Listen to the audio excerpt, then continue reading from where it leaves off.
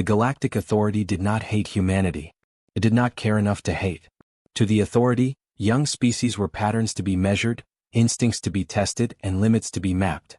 Across the spiral arms, one rule had always held true: fear decided everything. Fear stopped growth. Fear broke unity. Fear made control easy. Humanity was chosen because it looked fragile. Earth was loud with signals, full of conflict, divided by borders and beliefs. The Authority expected fast results. They began quietly. Storm systems were altered. Fault lines were nudged. Supply routes failed at the worst moments. From orbiting observation arrays, the testers waited for panic. They saw James first during a coastal flood. Sirens screamed through the city as water rushed into streets. Buildings lost power. People ran. Fear was everywhere. James felt it too, sharp and cold in his chest. But instead of freezing, he grabbed a rope from a rescue truck and ran back toward the water. He tied the rope around his waist and waded forward, pulling two strangers from a sinking car. The observers marked his fear response as active, yet ignored. Emily appeared in the reports during a heat crisis weeks later. Power grids failed across several regions. Hospitals overheated. Food spoiled. People shouted and blamed one another. Emily stood in a school gym turned shelter, handing out water and calming children with steady words. Her hands shook when she thought no one was watching. She was afraid of the night, of sickness, of loss. But she stayed awake for 30 hours, organizing volunteers and checking names off lists. Fear was present. Action followed anyway. Michael was recorded during a simulated orbital threat. The Authority projected false signals of incoming debris. Governments hesitated. News channels screamed disaster. Michael, an engineer, sat with his team and rewrote safety protocols on the fly. He rerouted systems knowing failure could cost lives. His heart raced. His mouth went dry. He did not stop typing. The testers paused their data review. Fear signals were strong. Adrenal spikes were clear. Stress markers were high. Yet behavior did not match expected outcomes. Instead of collapse, there was movement. The Authority increased pressure. They sent false invasion warnings through deep space channels. They disrupted satellites and delayed aid convoys. They expected riots.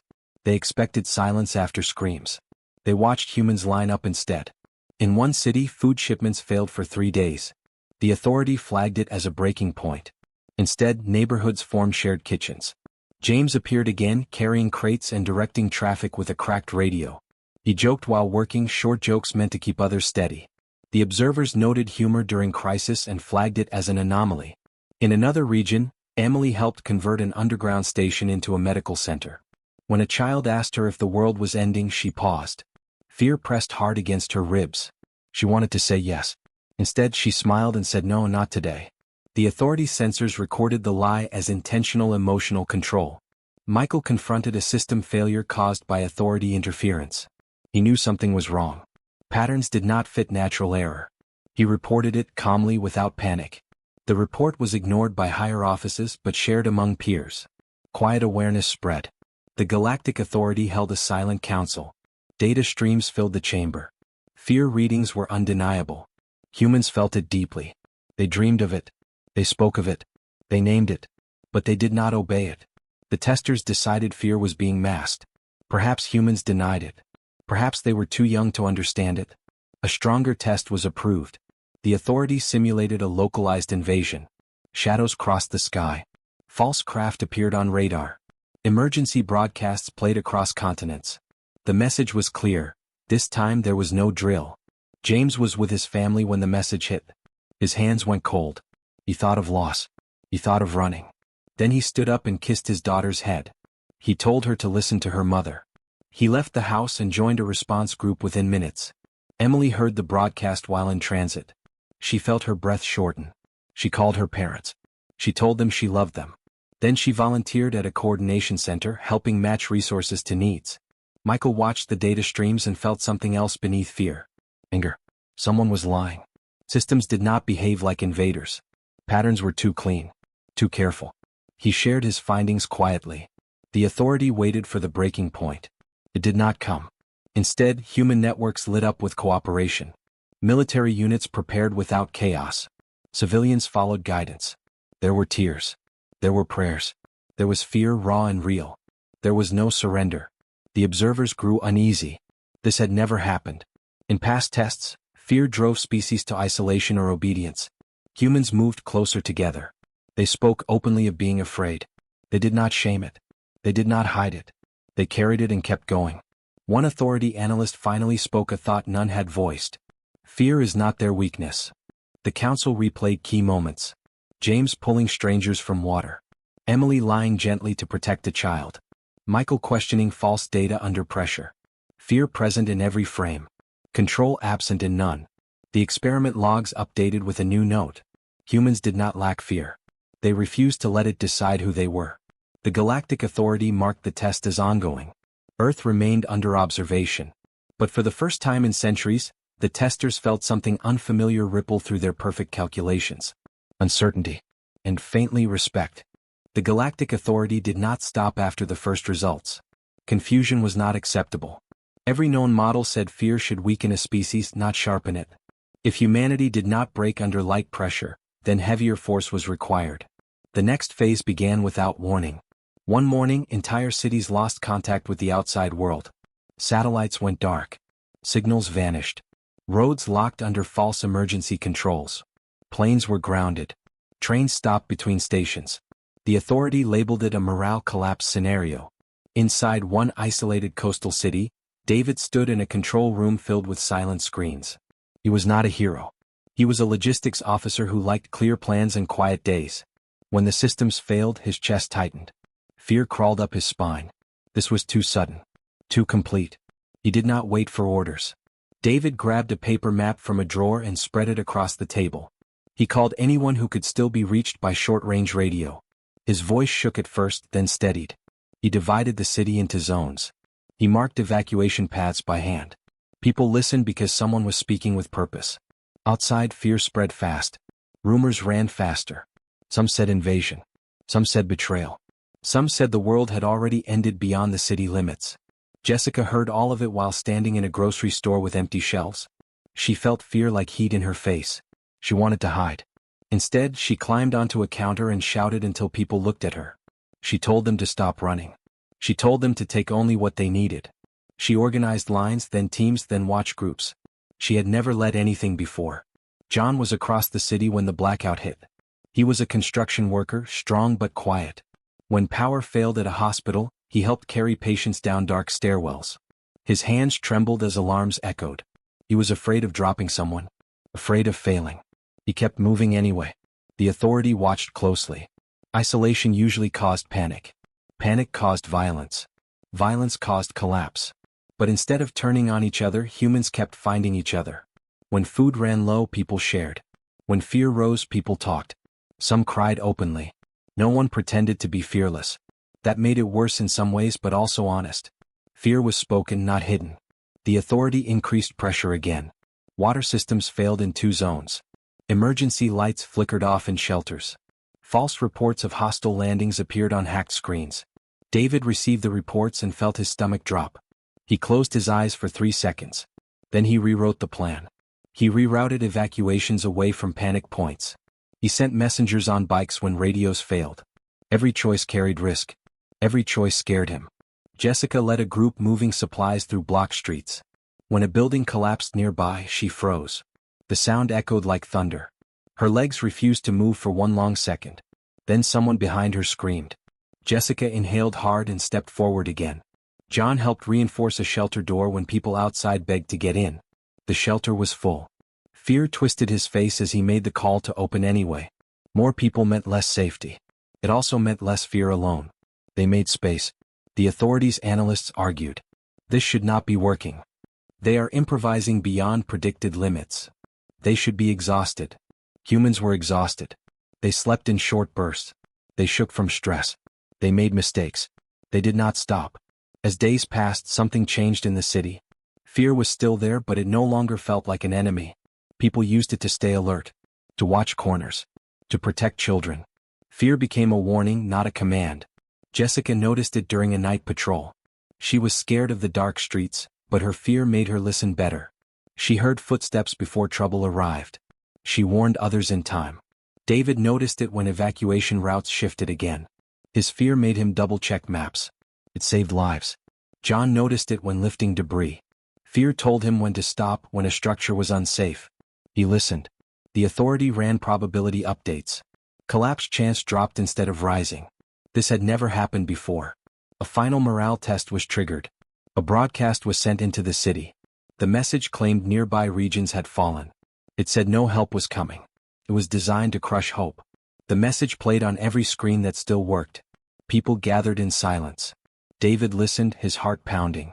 He knew it was likely false, but doubt cut deep. He stepped forward and spoke anyway. He said they did not need outside help to survive today. They needed each other. Jessica repeated his words through the shelter halls. John stood beside her, nodding. No cheers followed. Just quiet agreement. The authority marked the moment as critical failure of the test. Fear had been present at every stage. Measurable. Powerful. Human. But instead of shrinking under it, humanity leaned into each other. The observers recorded a new note in the experiment log. When pressure increases, humans bond. The city did not fall. The test continued. The Galactic Authority reviewed the results and came to the wrong conclusion.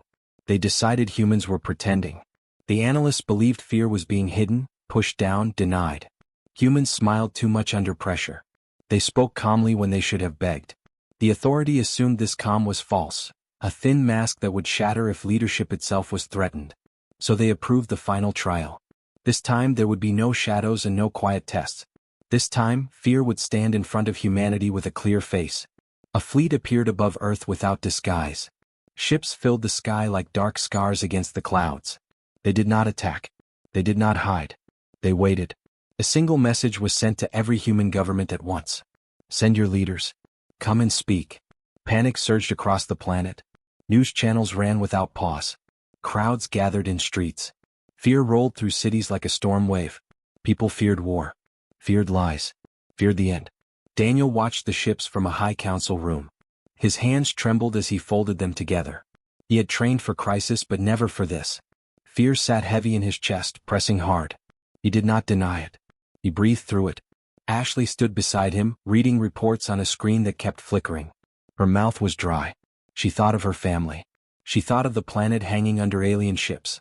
Fear whispered that this was hopeless. She straightened anyway. Daniel and Ashley were chosen to meet the envoys because they could listen without shouting. They were not warriors. They were planners. The authority believed they would break first. Lauren sat behind them with a recorder and a tablet. She was there to document everything. Her job was not to act, but to watch and remember. She was afraid to. She wrote that down. The meeting took place in open space, visible to cameras across Earth. A projection of the alien envoy appeared, tall and cold, voice smooth and sharp. It spoke of power, of control, of tests passed and failed. It described humanity as emotional, unstable, and fragile. Daniel listened without interrupting. Every word felt like pressure pushing down on his thoughts. He noticed his heartbeat. He noticed his fear. He let it sit there. Ashley spoke next. Her voice was calm, not strong but steady. She asked simple questions. What did the authority want? Why show force instead of speak earlier? The envoy paused. This was not expected. While words were exchanged, defenses quietly shifted behind the scenes. Daniel had authorized it before the meeting. Satellites moved. Evacuation plans updated. No sudden moves. No threats. Just readiness.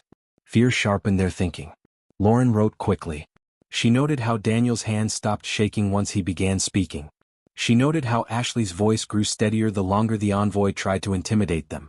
She noticed something important. The pressure was not breaking them. It was slowing them down in a good way. The envoy raised its voice. It showed images of destruction from other worlds. Cities burned. Skies cracked. Species erased. The display was meant to crush courage. People across Earth watched and cried. Daniel swallowed. His fear surged hot and strong. He imagined Earth like those images. He felt small. Then he spoke. He said humans understood fear very well. He said humans lived with it every day. He said fear did not mean surrender. It meant caution. It meant care. Ashley added that humans did not need to pretend they were brave. They only needed to decide what mattered more than fear. The envoy pressed harder. It accused them of lying to themselves, of hiding terror behind words. Lauren looked up from her notes and saw the truth clearly. Daniel was afraid. Ashley was afraid. Everyone was afraid. No one was running. Behind the scenes, military leaders waited for orders that never came. Instead, they received clear instructions. Protect civilians. Avoid escalation. Prepare only if needed. Fear guided restraint. The authority expected anger. Expected threats. Expected panic-driven mistakes. They received patience. The envoy changed tactics. It offered protection in exchange for obedience. Safety for surrender. An end to fear it promised. Daniel smiled faintly. Not from confidence but from understanding. He said fear without choice was worse than danger. He said humans preferred risk to silence. Ashley nodded. She said fear could not be removed without removing what made life matter. The silence that followed was heavy. Lauren wrote one line and circled it. The more pressure applied, the steadier they become. The authority ended the meeting sooner than planned. The envoy vanished. The ships remained but did nothing. Around the world people waited. Daniel leaned back and finally let his fear release in a long breath. Ashley closed her eyes for a moment. Lauren's hands shook as she saved the record. Fear was still there. But it had not won. In its final analysis for the phase, the Galactic Authority logged a troubling realization. Humans were not denying fear. They were using it. And that made them unpredictable. The Galactic Authority decided it was time to end the confusion. The fleets did not move closer. Weapons did not power up. Instead, a message was sent across every channel Earth still had. It was clear, calm, and impossible to ignore. The test is complete. People stopped in streets, shelters, and command rooms. Fear rose at once, sharp and fast. The test meant control. The test meant judgment. The test meant punishment. But nothing happened. The authority revealed everything. The disasters. The false invasions. The isolation. The pressure. All of it had been measured, recorded, and compared. Humanity had been watched from the start. The authority expected outrage or fear-driven submission. What they saw instead was silence. Across Earth people listened. Some cried. Some cursed. Many simply felt tired. Fear was there but it was not loud anymore. It felt old. Familiar. James was chosen to speak not because he was powerful but because people trusted him. He had been seen pulling strangers from floods, sharing food, standing where things were falling apart. He did not look fearless when he stepped forward. His face was lined with exhaustion. He stood before the projection of the authority, visible to the entire planet. For a moment he said nothing. The authority waited for anger. Waited for panic. Waited for pleading. James took a breath. His heart beat fast. He knew billions were watching. He was afraid of saying the wrong thing. Afraid of making things worse. He spoke anyway. He said humanity was not surprised that fear had been tested. Humans tested it themselves every day. Through loss. Through danger. Through choice. He said fear had never been absent. Not during the floods. Not during the blackouts. Not when ships filled the sky. The authority noted elevated stress markers as he spoke. James continued. He said fear was not an enemy. It was a signal. A warning. A reminder of what mattered.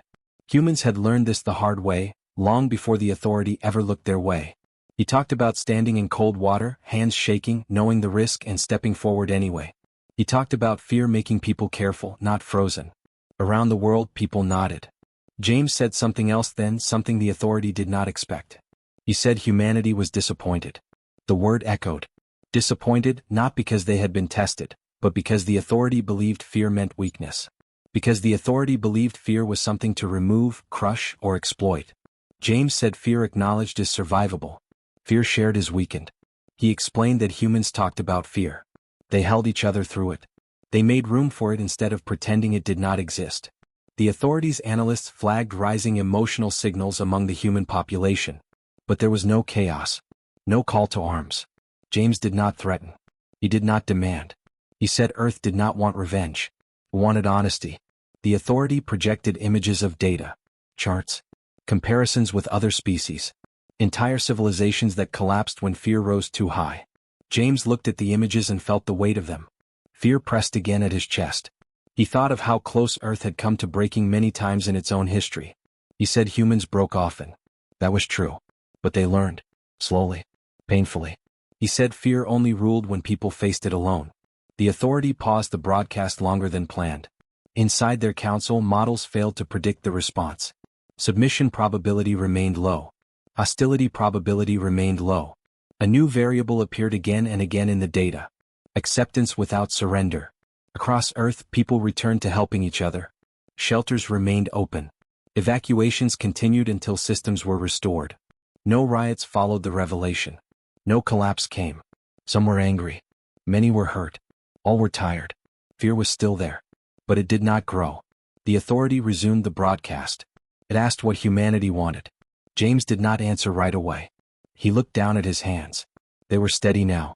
He felt fear fade into something quieter. Resolve. He said humanity wanted the authority to understand one thing. Fear could not be used like a switch. It did not turn people off. It did not make them smaller by default. Sometimes it made them careful. Sometimes it made them kind. Sometimes it made them brave in small ways that added up. He said humans were not fearless. They were practiced. The authority recorded the statement in full. For the first time in its long history, the experiment did not end with control or destruction. It ended with a question the authority could not answer easily. If fear did not weaken humans, what did? James finished by saying Earth would remember what happened. Not with hatred but with clarity. Trust once broken was slow to return. The broadcast ended. The fleets remained for a while, silent and distant. On Earth, life continued. People slept. People hugged. People talked about what they felt instead of hiding it. Fear rested among them, quieter now, no longer shouting. The authority marked the result as unprecedented. The test had revealed something simple and dangerous. Humanity had learned how to live with fear. And that made them very hard to rule. The end did not come with noise. There were no final threats, no grand speeches, no last show of power. One by one the ships above Earth began to move away. They did not rush. They did not hide. They simply turned and left, slipping back into the dark between stars. Across the planet, people watched the sky. Some waited for a trick. Some waited for fear to return in full force. Many held their breath. Nothing happened. The Galactic Authority sent one final message. It was short and without emotion. The experiment was complete. The data was recorded. Humanity would not be interfered with further. Then the signal went silent. James stood outside, looking up at a sky that slowly returned to normal. Clouds drifted. Sunlight broke through. His legs felt weak now that there was nothing left to do. Fear, which had held him upright for so long, finally loosened its grip. He sat down on the curb and laughed once, short and tired. Emily called him soon after. Her voice sounded small but steady. She said power was returning in her area. Hospitals were standing down from emergency mode. People were asking what came next. James did not have an answer. He told her the truth. He said maybe nothing came next. Maybe life just continued. Michael was already back at work, checking systems, repairing damage, and writing reports. His hands moved slower than usual. He felt every hour he had missed sleep. Still he felt calm. The danger had passed and the world was still here. David walked through the city he had helped organize. Streets were messy. Walls were scratched. But people smiled at him as he passed. Not because he was a hero but because he had stood with them when fear was loud. Jessica helped clean a shelter that no longer needed to exist. She folded blankets and stacked supplies. Her body ached. Her mind felt empty in a good way. Fear was gone for now, like a storm that had moved on. John returned to his job site. He lifted tools with sore arms and nodded to others who had been strangers days before. They spoke less. They understood more. Daniel and Ashley met once more to close emergency plans. They did not celebrate. They sat quietly and reviewed what had happened. Fear had shaped every choice. Not once had it taken control. Lauren finished her record and sent it to archives around the world. She wrote without fancy words. She wrote about shaking hands and steady voices. She wrote about fear being spoken aloud. She ended her report with one line. They felt fear and they chose anyway. Far from Earth, the Galactic Authority reviewed the final data. Charts filled their chambers. Stress levels. Behavioral patterns. Collapse predictions that never came true. The result did not fit any category they had used before. The authority labeled humanity carefully.